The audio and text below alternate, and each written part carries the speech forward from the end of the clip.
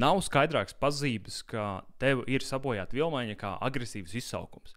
Tas nav normāli, ka, ja tev sanāk izlaist maltīti, brokastis vai pusdienas, nav svarīgi, tev parādās nelabdūša, nogurums, vata galvā, parādās stress, trauksme, slikts garstāvoklis. Tas nav normāls pazīmes. Tas nav normāli. Tā nevajadzētu būt.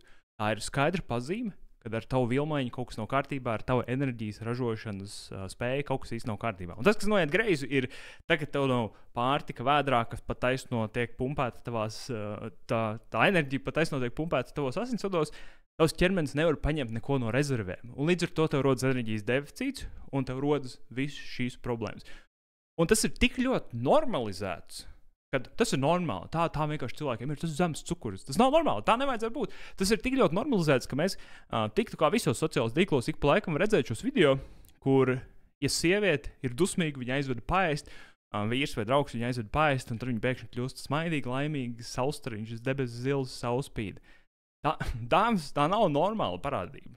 Tā nav kaut kāda sieviešu īpašība. Tā ir hormonāla vilmaiņas problēma, jo principā enerģijas ražošanas problēma. Pat paņemot šīs pašas sievietes, visbiežāk viņām ir mēneša reizes problēmas, policiskais olnītes sindroms, hronisks noguruma problēma, nespēja atgulēties, lai cik viņas gulētu. Atkal norādot uz to, ka tā ir hormonāla vilmaiņas problēma, jo enerģijas ražošanas problēma. Gan vienmēr apakšā tam ir cēlonis insulīna rezistence. Nav labāka veida un ātrāka veida, kā novērst insulīna rezistenci, kā zemes ogļhidrātu uzturs un ketogēnas uzturs, kas dienas beigās arī atrisinās visas šīs problēmas. Tā izskaitā agresīvu izsaukumu, ļaujot tev pavadīt dienas vispār neēdot un jūtoties normāli, un arī visas tālākās problēmas, kas no tā izriet.